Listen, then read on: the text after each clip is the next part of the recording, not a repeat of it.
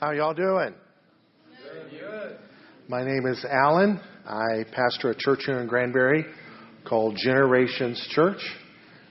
We helped the church get going, not knowing 23 years ago that I would be the pastor. And it's been an exciting journey. I love Texas and I love this town. How many are from Texas? How many got here as fast as you could? That was me. I was not raised in Texas. I was raised in Africa. My wife is from Zimbabwe, and I lived 4 years of my childhood in West Africa in a country called Liberia. And a highlight of my stay there was the first year we lived in the jungle in Fasama, Liberia. You can check it out. It's still there to this day. And my parents' responsibility, I was only 9 years old, was to oversee a Christian school that was like a boarding school. Kind of like this, but they were there by choice, and their parents would send them there. So they weren't necessarily from Fasama. They were from other communities. Their parents sent them there to go to school. A highlight of my stay there was Saturday mornings when the chores were finished. The young men, teenagers, would take me with them into the jungle. And we would be on the lookout for leopard prints. You don't want to mess with leopards. Keep out our eye for snakes. You don't want to mess with snakes, because they had snakes there that will kill you like that. We kept out our eye for sawgrass. Sawgrass really wasn't grass. It was like a vine that would hang down from trees, and if you rubbed against it the wrong way, it would cut you like a knife. So I would always come home with some scratches on me from sawgrass. And if I got thirsty because I was a puny white boy and drinking the water there could make me sick, they knew just the vine to cut down. They would cut the vine as high up as they could reach. They would cut it, and then they would cut it low and hold it up, and the purest water you can imagine would flow out of that vine. And we would cut several of those and tie them like bows. You know, get a strip of rope or string or something and tie that vine like a bow. And that would be our canteen, and carry it around string side up. And when we get thirsty, we would just lift it up and drink out of it. It was a trip. One of our favorite things to do was to go fishing down in the stream with bread. You can fish with hard crusted bread. Anybody here has ever gone fishing? If you've never gone, you got to try it. It's a cool thing. How you can just put some food on a hook, drop it in the water, and fish are hungry, and they'll come try it. And this hard, I called it French bread. I don't know what kind of bread it was, but the crust on it was very hard, and so it could get soggy and stick to the hook for a long time. And we would catch some catfish and then take it back to the mission base and cook it, and that would be part of dinner for that night. The day I'll never forget was the day we were fishing, and some old men came out of the jungle and jabbered to us. To me, it was jabber because I did not understand their language. Something, they seemed quite angry. And the young men I was with, they were like my babysitters, as it were, spoke with them. And then they spoke to me and they said, "We have to move." Why? Said, because they believe their ancestors live in these waters. They believe their grandfathers and their ancestors from the past have come back from the dead and been reincarnated as catfish. I said, "Well, we fish in this stream all the time." "Yes, but we never fished here. This is where they believe their ancestors live." So we went downstream about 50 yards, and the old men said, "Yes, it's fine to fish there." We laughed because we knew the same fish we were catching there were swimming up there, because fish swim everywhere. But we were very respectful to the old men, even though we didn't believe what they believed. And I learned a lesson that day, because I was 9 years old, and I like to argue with people. Anybody here that likes to argue? Anybody here likes to argue if you know you're right? And my parents would tell me, even at that young age, they'd say, "Alan, you'd argue with the sign you painted." I love to argue when I knew I was right. Especially if I knew I was right and my parents were wrong. Boy, I could just stand up and tell it like it was, and they'd teach me a lesson of respect. That day, I knew we didn't come back from the dead as catfish. And I knew the catfish they didn't want us to catch, we would catch downstream. And yet, my peers, the men babysitting me, the young men, the teenagers, paid respect to these old men. Even though we disagreed with them, we paid them respect. And I learned something. You don't have to be right about everything. And you don't have to prove you're right about everything. And you don't have to argue about everything. But there's a place in life to pay respect to people and give them the right to be wrong. Because God knows none of us are right about everything. Who in here thinks you're right about absolutely everything? I tricked you. You know there's some things we still have to learn. And so I learned something that day from watching those young men pay those old men respect and still enjoying the joys of fishing just further downstream. Unfortunately, that part of their culture in Liberia did not affect everyone. A few years later, after we had left, the country plunged into civil war. And then a few years after that, into another civil war, where gangs ruled the land. And before the war was over 300,000 people were killed for nothing, for stupid stuff. Peacemaking troops would come in from other countries and rob the people and destroyed their railroad. It was just, the country is still in existence today, Liberia, but it's nothing like it was. It's broken because of vengeance, because of disrespect, because of taking revenge on people that are wrong.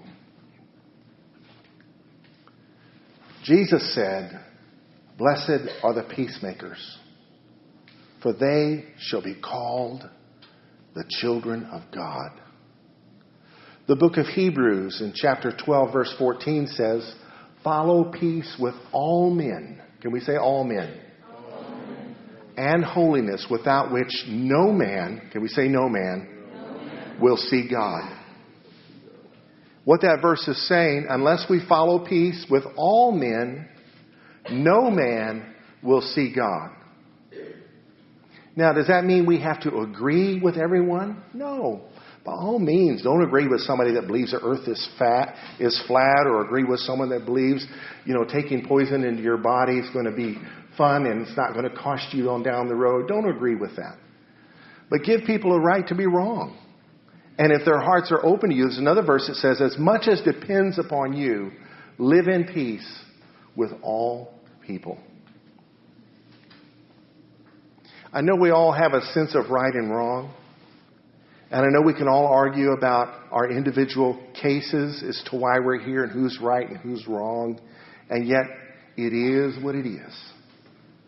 But it's not worse than it is. It could be worse. So if we're to walk in peace with all men, we're going to have to put our trust in God to take care of the injustices in our life that we can't take care of. If we insist on exercising vengeance every time somebody deserves a butt kicking, what is that going to do? It's going to cause war. And if it doesn't stop, we would destroy each other as the human race. Who knows that's true? It takes somebody to be man enough or woman enough to say, "I'm going to be a peacemaker." This is what God did in sending His Son for us all to die on the cross. The cross is like a bridge connecting heaven and earth. Jesus is like a bridge. He was God and man. And so heaven and earth connected in Him. So that separation between us and God that sin creates was bridged in Him. And that cross was not only vertical, connecting us with God, but it was also horizontal, connecting us with each other. If you do not believe that this separation is not real, that it's just something they talk about in church, read the newspaper. Watch the news. Folks are robbing one another. Folks are killing one another. Folks are divorcing one another. Folks are betraying one another. The result of sin is separation. It's war. It's anxiety. It's vengefulness. It's revenge. It's fighting. It's unhappiness. It's depressing. Yet God sent His Son to come and pay for the price of everyone's sin. Your greatest enemy, who deserves to be whooped, if he put his faith in Jesus, his sins will be forgiven. Why? Jesus took his whooping for him. Jesus paid for his sins. Maybe you're here and you know that you're guilty and you deserve worse than the sentence you've received. Put your faith in Jesus. He has taken your sentence for you. There's a man named Chuck Colson who died a couple years ago, who started a ministry called Prison Fellowship. And his ministry existed to help make prisons around the world more humane. And he heard about this prison in South America where they had convicted killers serving as trustees, where they hadn't had any problems or riots for years, where their solitary confinement cells have been empty for years. Peace just reigned because people had put their faith in Jesus. So he went there to observe this prison. And while he was there taking the tour and noticing that they were being treated fairly and rightly, the convicted killer that was showing them around said, "Is there anything else you'd like to see?" He said, "Yes, I would like to see your solitary confinement cells." He said, "Sure, I'll take you in one of them." So they opened this building that hadn't been open in a long time, walked in this cell that had been closed for a long time. And he walked into this solitary confinement cell, and there on the wall was a Catholic statue of Jesus on the cross. And the trustee behind him said, while he's looking at Jesus on the cross, said, "He is in here all the time, doing time for the rest of us." And it hit Chuck Colson in his heart that although Jesus is no longer on the cross, he's not there. He's reigning in heaven. But when he hung on the cross, he did it once and for all, for everyone, for every time, for every sin, for every sinner, for every person. And faith in that so transformed the prisoners at that prison in South America that the solitary confinement cell had been empty for years. For all time, he did time for the rest of us. What do you deserve? Or what does your enemy deserve? We all deserve to be punished for our sins. But Jesus paid it all so that we can be forgiven. And so that your season here doesn't have to be a time of punishment. It can just be a time of learning. This can be like a hardcore boarding school. How can that be? Because Jesus paid it all.